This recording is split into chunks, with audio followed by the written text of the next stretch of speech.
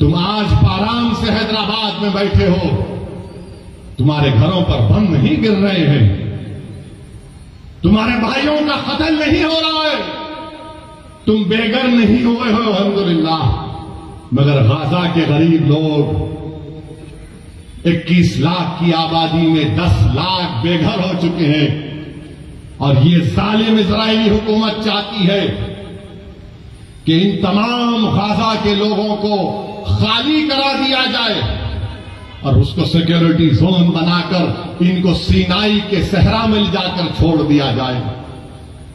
کوئی دنیا خاموش ہے، سناٹا ہے۔ ارے جس نے مارے ان کو دیکھو، مگر ان غزہ کے غریبوں نے تمہارا کیا بگاڑا تھا؟ میڈیا میں ایک طرفہ رپورٹنگ کہ ایسا ہوا ویسا ہوا فلاں ہوا۔ ارے کبھی تم نے دیکھا 70 سال سے اسرائیل آکیوپائر ہے، اسرائیل آکیوپائر ہے، فلسطین آکیوپائڈ ٹیریٹری ہے، آکیوپیشن تم کو نہیں دکھتا، ظلم تم کو نہیں دکھتا۔ بتاؤ، جس کے پاس کمزور ہے ظالم ظلم کر رہا ہے تو ظالم کا ساتھ دیا جا رہا ہے، اور جس کو بے گھر کر دیا گیا۔ آپ کو معلوم کب مسئلہ پیدا ہوا؟ 1918 میں۔ سمجھانے کے لیے کہہ رہا ہوں نوجوانوں، جب تم بڑے ہو گئے، مستقبل تمہارا ہے نوجوانوں۔ 1918 میں یہی زائنسٹ لوگ وہاں پر گئے، برطانیہ سے سازماز کیا، اور 1918 سے فلسطینیوں کو بھگانے کا پروگرام بنایا، اور پھر 13 مئی 1948 میں 18 سے لے کر 48 تک فرسٹ ورلڈ وار ہوئی۔ اس کے بعد سے طریقے سے سازشوں سے فلسطینیوں کو مارا گیا، بھگایا گیا، اور اس کے بعد کیا ہوا؟ 20-25 سال کے عرصے میں، جس کو فلسطین کی تاریخ میں نخبہ کہتے ہیں، کتنے لوگ بے گھر ہو گئے؟ 1.5 کروڑ فلسطینیوں کو بھگا دیا گیا۔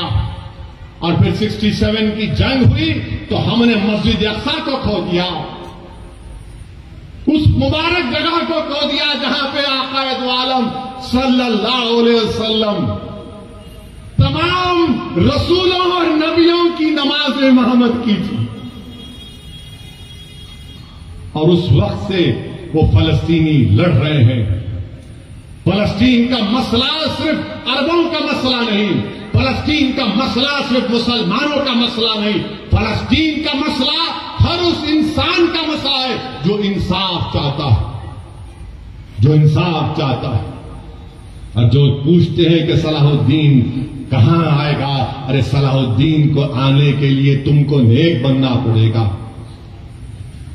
جب عیسائیوں نے مسجد اقصی اور بیت المقدس پر قبضہ کیا، کروسیڈرز نے ایک دن میں 70,000 مسلمانوں کا قتل عام ہوا۔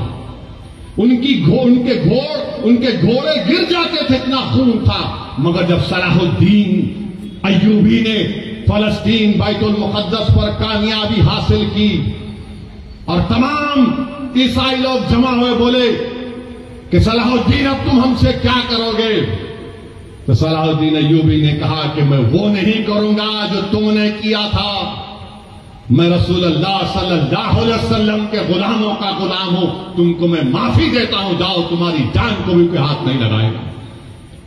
یہی صلاح الدین ایوبی کے پاس ایک قبیلہ تھا جو دین اسلام کو قبول نہیں کرتا تھا۔ صلاح الدین ایوبی نے زور زبردستی نہیں کی، ایک قبیلے کی ایک عورت آئی صلاح الدین ایوبی کے پاس اور آ کر کہا کہ سلطان، میرے 4 بچے غائب ہیں، میرے بچوں کو واپس لے کر آؤ۔ صلاح الدین ایوبی فاتح فلسطین، فاتح بیت المقدس اٹھتا ہے، اپنے جسم پر زفرہ پہنتا ہے، تلوار اٹھاتا ہے۔ وہ عورت خاتون کہتی ہے کہاں جا رہے سلطان؟ تو کہا تیرے بچوں کو تلاش کرنے جا رہا ہوں۔ وہ حیران ہو کر پوچھتی آپ جائیں گے میرے بچوں کے لیے؟ بولے ہاں تیرے بچے معصوم ہیں۔ فجر کو نکلتا صلاح الدین ایوبی، ظہر ہو جاتی، ظہر سے عصر کے قریب جب صلاح الدین ایوبی ان بچوں کو دیکھتا ہے، بچے ڈرے ہوئے ہیں، سہمے ہوئے ہیں، ان کو گود میں اٹھا کر اپنی ماں کے پاس جب لے کر آتا ہے تو بچے اس میں سے جو بڑا عمر کا بچہ تھا 13-14 سال کا، وہ فرق مسرت میں اپنی ماں کی طرف دوڑتا ہے کہ اماں اماں. تو اس ماں نے کیا کیا؟ اس ماں نے اس بچے کے منہ پر ایک زوردار تماچا مارا اور کہا کہ جا صلاح الدین کے قدموں میں گر جا، یہ وہ نبی محمد صلی اللہ علیہ وسلم کا غلام ہے، اگر یہ ایسا ہے تو اس کا رسول کیسا رحمت والا ہو. یہ صلاح الدین ایوبی تھا. میرے عزیز دوستوں اور بزرگوں، نوجوانوں، اسی لیے کہہ رہا ہوں کہ تم کو نیک بننا پڑے گا. اور یاد رکھو اس بات کو، جب ترکوں کی حکومت تھی، سلطنت عثمانیہ کی حکومت تھی، تمہارا خیال یہ ہے کہ تمہارا مزاج یہ ہے کہ تم اپنے فونوں پر، ٹی وی پر ارطغرل دیکھ کر خوش ہو جاتے، تم عثمان کا سیریل دیکھ کر خوش ہو جاتے. مگر کیا تم کو معلوم کہ جب تک 400 سال ترکوں کی حکومت تھی، مسجد اقصی ہمارے پاس تھی، مگر جب ترکوں سے اقتدار، اتحاد جب کمزور ہوا، قبیلوں کی بنیاد پر، عصبیت کی بنیاد پر جب اتحاد پارا پارا ہو گیا، تو سب سے پہلی چیز جو ہمارے ہاتھ سے چلے گئی وہ مسجد اقصی اور بیت المقدس ہمارے ہاتھ سے چلا گیا. اسی لیے میرے عزیز دوستوں اور بزرگوں، اتحاد کو مضبوط رکھو. یاد رکھو، تم کو ہم تمام، مجھ سے تم کو نفرت ہوگی، مگر میری اور تمہاری خواہشوں سے زیادہ اور اہمیت کا کام اتحاد. اسد الدین اویسی یقیناً کمزور ہے، مگر یاد رکھو یہ اتحاد تمہارے لیے اور میرے لیے، آنے والی نسلوں کے لیے ضروری ہے. ہم نے اتحاد کو کھویا تو مسجد اقصی نکل گئی ہمارے ہاتھ سے، مسجد اقصی ہمارے ہاتھ سے نکل گئی. تو اتحاد